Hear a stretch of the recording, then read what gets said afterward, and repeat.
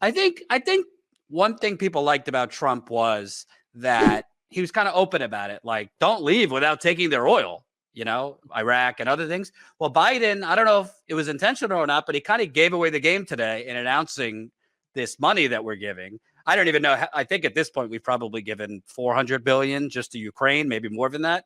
But he kind of gave away the game of a big reason we keep on spending all this money all over the world rather than here. Let's play Biden announcing the new package. History is watching.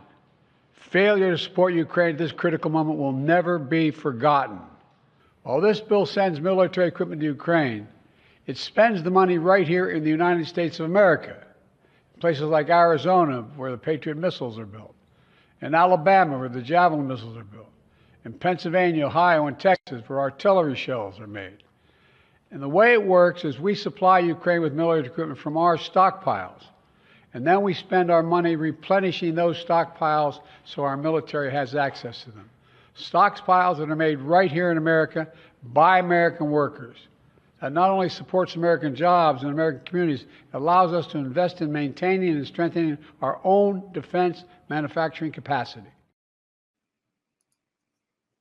So, American jobs for Ukrainian bodies. I don't know how much more explicit one could be. We should add he didn't specify Israel in terms of this is creating jobs in America, but it is creating jobs in America too. All the weaponry we're providing Israel, but I don't know. I mean, on one hand, technically it's an economic boost, but isn't that kind of nefarious thing and what Dwight Eisenhower once warned us about, the military-industrial complex? So there's a problem I have, and I'm going to start you back on it. It's such an important thing, and I hope that you listen, because I know people think that I was just taking shots at the state-by-staters. What they're doing here is they're saying the quiet part out loud, like you said in your text to me, Jordan. They're telling you point blank that the military-industrial complex is spread out throughout the U.S. to every state, every freaking local jurisdiction. Each time the U.S.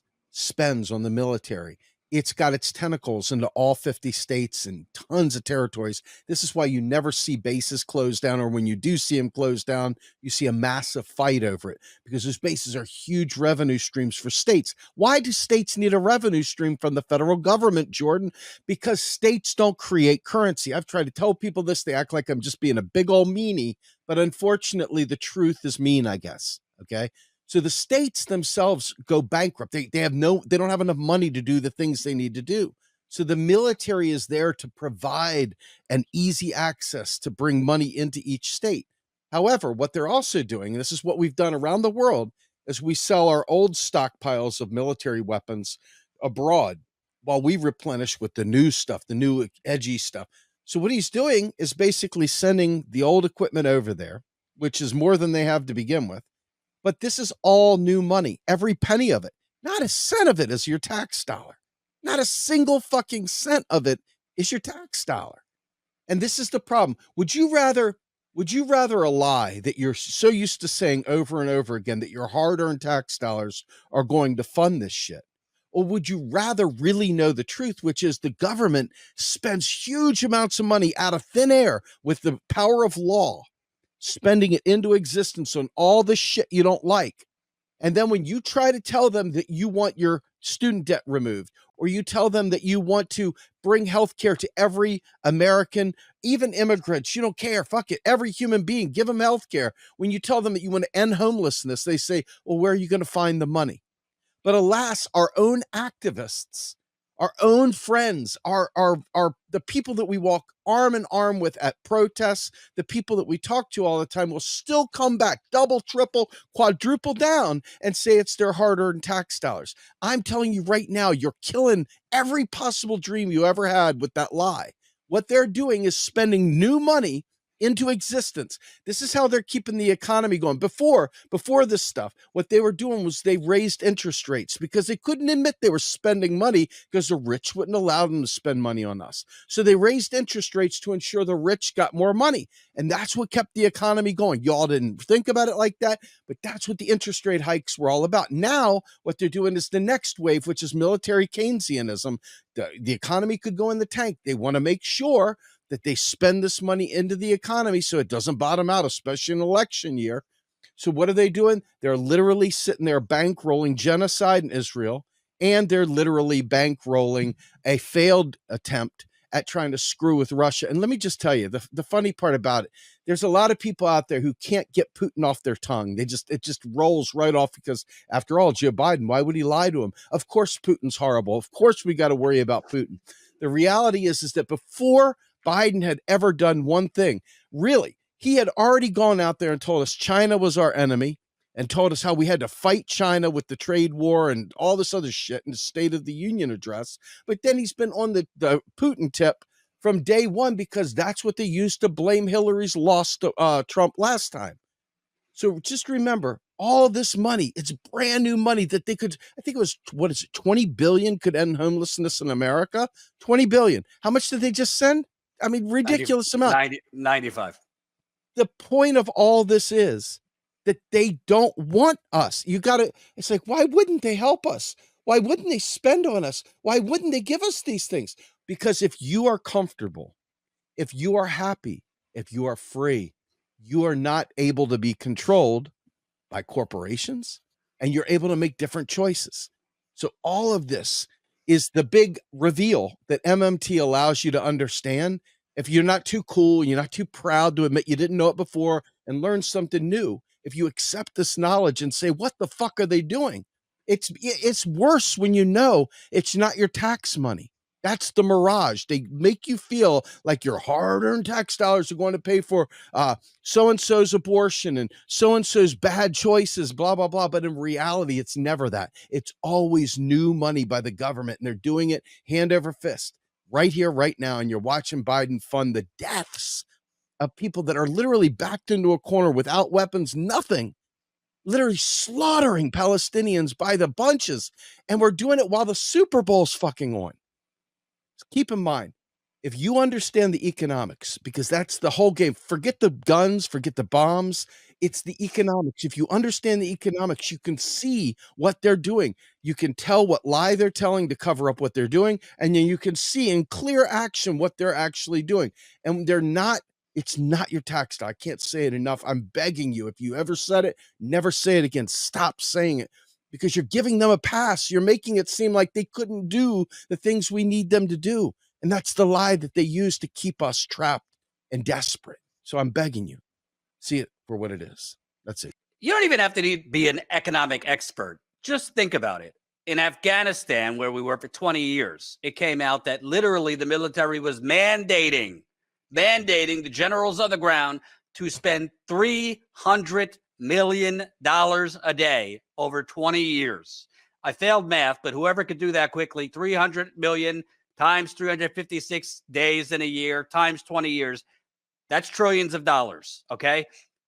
We would have to be taxed at 100% of our earnings to cover all of that. So right there, you should know taxpayer money cannot cover the, $300 million a day in Afghanistan, not to mention Iraq and all the other adventures around the world.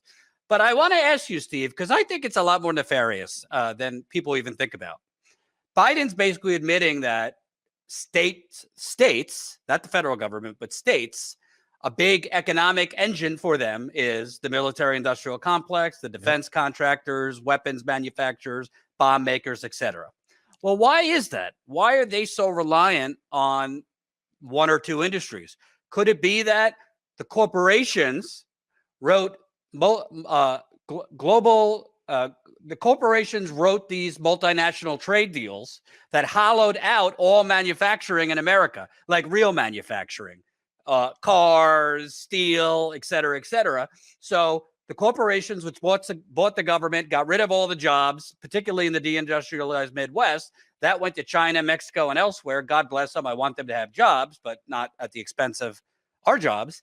And because we don't make anything anymore, remember at the worst of COVID, why did we have no masks? Why did we have no ventilators? Why did we have no sanitary equipment? Because we offshored all that shit everywhere else. Got it. So because we allowed the corporations to take over the government, we sold all the workers and their futures off to all these other countries on the state level, because the states cannot print money. The federal government can, the states can't. They have to rely on killing people in Ukraine, killing people in Gaza, et cetera, so that, mom and dad could feed their kids in Virginia. I hate to make it sound as hollow as that, but seems to me that's kind of the ball game. And to be clear, I want to be clear. I care for the people of Ukraine. I care for the people of Russia. There's been a lot of people that have been killed. I feel sorry for those people. I'm all for some humanitarian aid. However, there's a lot of sorrow to go around in the world. We cannot solve every regional conflict. I do not think this is really about stopping. If Putin takes Ukraine, what's to stop him from going to Poland and elsewhere? NATO, the United States military, if we wanted to. So I'm sorry, we not from an economic perspective. Yes, from an economic perspective, because technically we can give them money and spend money here on healthcare and other things, but we cannot. We have to focus on here. We cannot be the endless blank check for every other country. And to me, the truth is, people don't understand that corporations are why the states have bleeding economies and no taxpayer base. Yeah, let me just say this, because almost every one of the podcasts we do at Macro and Cheese, and by the way, we have a thing called Macro and Chill Tuesday nights, 8 p.m. It's a Zoom call. Check it out. Please come. If somebody can put the link in the chat, by all means. But I want you to understand something. In Africa right now, they are fighting to reinvent economics so that they're not being predated upon by the global north. And by global north, I mean places like Germany that are trying to get their clean energy out of Africa, out of Tunisia of all places, by using debt traps through the IMF. This is the US's arm. Its long arm stretches out across the country, and people know it. They know that to do business with the US, they are going to be trapped in a debt bubble through the IMF. And what they're going to end up doing is they're going to end up giving their goods to everyone else while starving their own people. So the cost in the US is negligible compared to the cost around the world of what we're doing.